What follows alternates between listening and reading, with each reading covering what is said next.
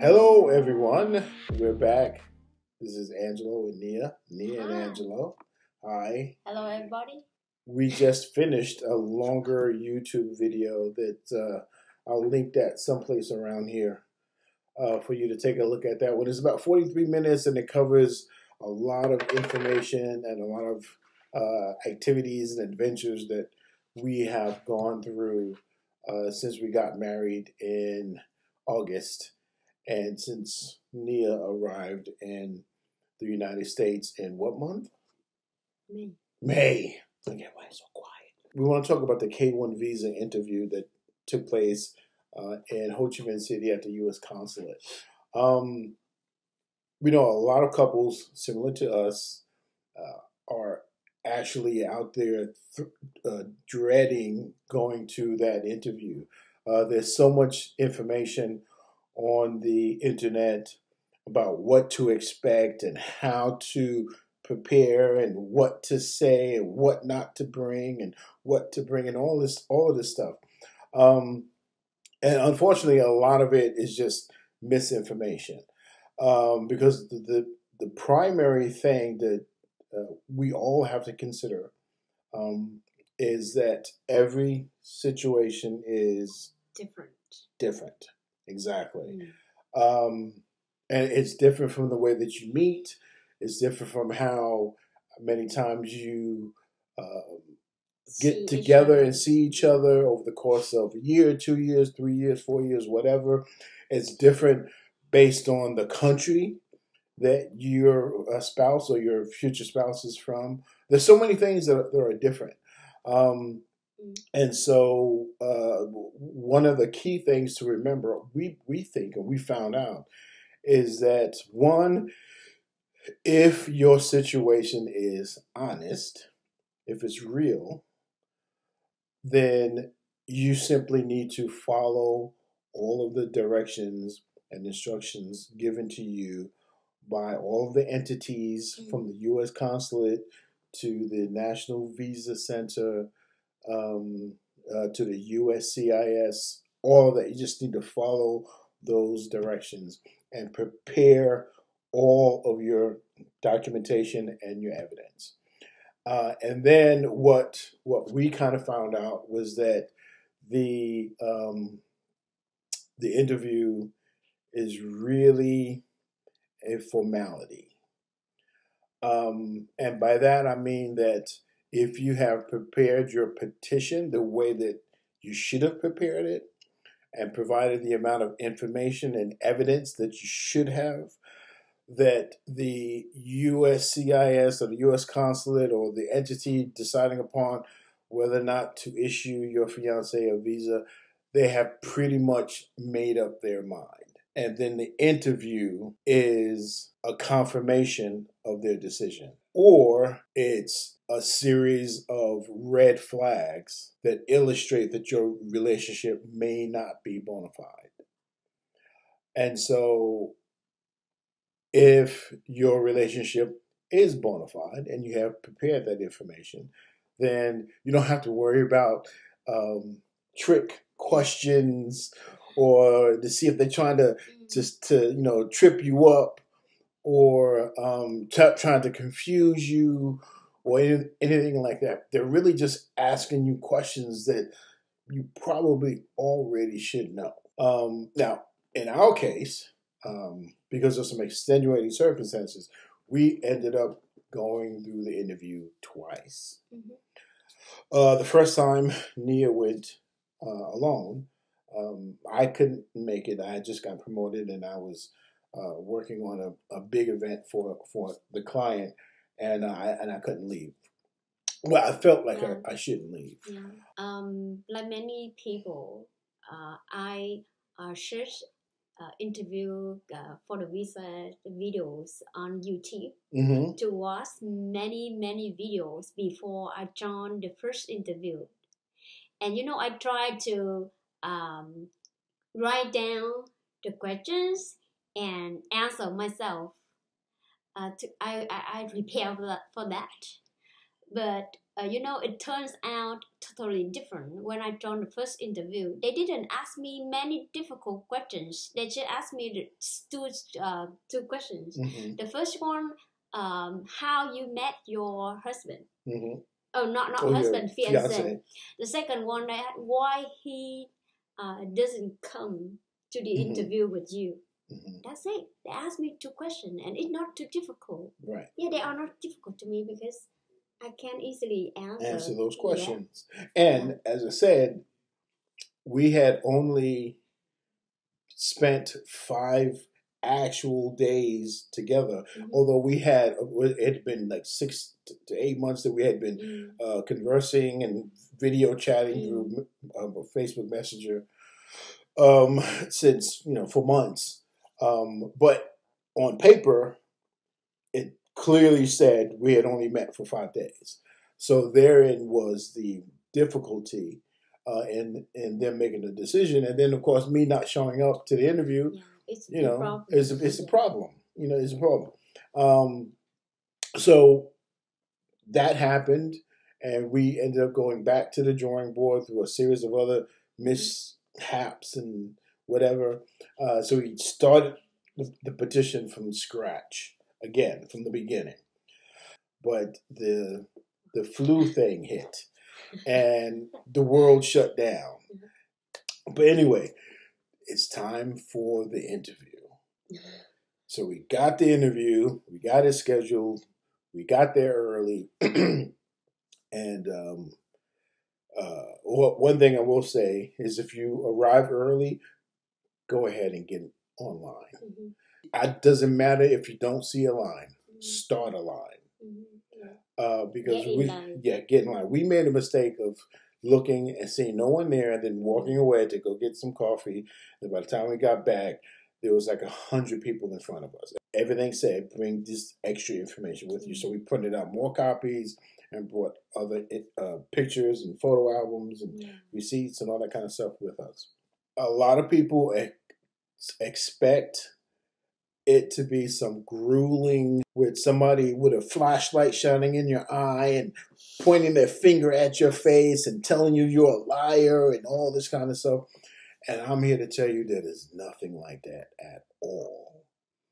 It is more of a bureaucratic process, a paper pushing process than anything. Like I said, I firmly believe that the people that you have to see have pretty much made up their mind whether or not you're going to get that visa. Anyway, so we're at the interview. Mm-hmm. And we go up, and there's the guy interpreter there. And I guess the interpreter's there just in case your spouse is not speak English. Yeah, fluent in English. There was a brother there, and I had my eye on him. I was like, please, let's get the brother. Please, let's get the brother. But obviously that didn't happen. Because we had to wait for many other couple in front of us. Yeah. Because their orders is before us. And we sat there to look how they met the interviews. And we looked to another box, and we found a black male interviewer. Mm-hmm. Oh my goodness! Directly in my line of sight. Yeah, it looked like my husband, and I told my husband, "Hey, is that your brother?" Yeah, he looked like he could have been my brother. He had the mustache and goatee. He smiles all the time. Yeah. Oh, he made me feel friendly. You know. That was the thing. See, like I said, it's a bureaucratic process. Mm-hmm. So you don't walk up on the friendliest faces over there because they got a job to do. They got paper to push. A lot people waiting for them. Yeah, there's a lot, and there's no privacy. It's like a bunch of people right here, and then 5 feet here. There's a booth and a glass window, and then there's where you conduct your interview. Yeah. It's like I could reach out and touch them almost. So we go up to the interview. There's the white guy, and the Vietnamese guy, and they asked Nghia if she spoke English, And she said yes. And then you have to take an oath. So they read the oath to her, or recited the oath to her in Vietnamese. But she answered in English. And the main guy was like, the interviewer was like, oh, you speak English very well. How did you learn to speak English so long? And then that question was like the perfect question to segue into how we met. So you want to talk about that part? Then he asked me how can I speak English very well, and that because I said that's the reason why I met my husband. Yeah, I told him that I met him because I study English. She was studying English. Without English studying, I didn't see him. Right. And wow, the interviewer was surprised, and he turned his head to you. He turned his attention to me. And I just kind of gave him a little bit more about the story. She was studying English. We got introduced by someone that I knew who was related to her. And then we met over Facebook Messenger. And then over that, we planned to get together. And then by the time we had that interview, I had been to Vietnam 4 times. Yeah. And I had spent a total of probably 2 months. So we told him all of that. We told him about, the lockdown, the global lockdown, and how that kept us away and blah, blah, blah, blah. So he stopped talking to Nghia. That was the first question. Yeah. And only question that he asked her. Interviewer gave me. Everything else was to me. That the only one. Yeah. Yeah. And I think that demonstrates how important it is for your fiancé to be there with you, because one, he was able to obviously have a simple conversation in English with me without fear of something being misunderstood or not comprehended. And after that interview, I have a feeling like the interviewer would like to ask you to understand how can fire Vietnamese wife. Maybe so. Maybe so. He was very interested in our story when I met you because of English, and he kept asking you many questions, right? Yeah. Yeah. Oh, how? So how you teach her English? Yeah. And then how long you both talk to each other? Yeah. How did you converse? And did I speak Vietnamese? It was like, no, I didn't speak it at the time, but I'm learning. But yeah, he was just talking to me for the rest of the time. She was literally just standing there like. It was like a conversation between 2 men. Yeah, it was like that's what it was. Yeah. There wasn't any kind of weird overtone. I didn't feel like he was trying to be sneaky. I didn't feel like he was trying to catch me in a lie. He was just asking simple questions, and then that was it. Yeah, that was our interview. Interviewer, the Vietnamese guy, the interpreter. Interpreter and the interviewer just laugh all the time. Yeah, they were just sitting there just chuckling and stuff. They and react to our story. Yeah, they probably had the most fun, just kind of kicking it back with us. Because after the first interview, the first petition we found, and I realized that the problem is not the interview questions. It's not because you didn't answer the question well. Yeah, because we got the letter. They announced us the reason why we failed.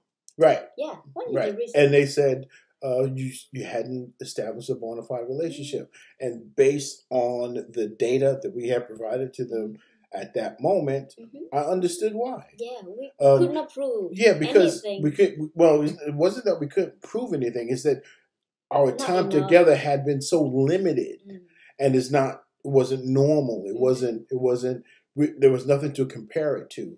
But anyways, back to the interview. So the interview was over, and I felt good.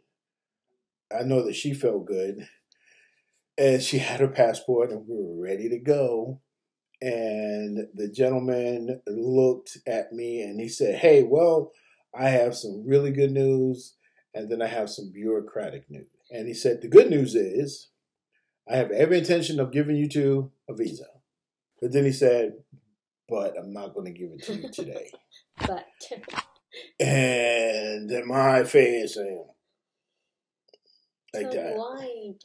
And that's hard for me to do. So the problem was we had gone through this situation twice, through the petition, K1 visa, Fiancé Visa situation twice. And because the first one expired once it was kicked back from the consulate back to the National Visa Center, or USCIS, is no longer part of the State Department, which means they're no longer automatically renewing it while they're processing it. When you file your petition has a lifespan, okay? Because they're not going to let it just hang out there indefinitely. So it's got a beginning and an end. But once that petition reaches the US Consulate in whatever country, then they continuously, as they're working on it, they continuously renew it. So it doesn't expire. But once they decided that they were not going to issue the visa and they kicked it back to the USCIS, that clock started again. And I didn't know that. And no one told us that. And so after a period of time, the clock ran out. And so all of the work and all of the stuff that we had submitted no longer was valid because the petition wasn't valid. So yeah, we got a piece of paper in the mail that said that it expired. The guy says, "You're not going to get your visa today." I asked why. And he said it's because the previous petition hadn't been closed or hadn't been resolved. It was still lingering out there in the universe with the USCIS, and you can't have two. So they had to shut down or close the first one in order to complete the processing of the second one and issue the visa. So my next question was, how long is that going to take? He couldn't tell me. He said it could take a week. It could take a month. He could not do anything. He could not say with any certainty that, hey, when I get done here, I'm going to work on it, fix it, and then he couldn't say that. It has been done by someone else. Another department or something, whatever. Not USCIS, but at the consulate.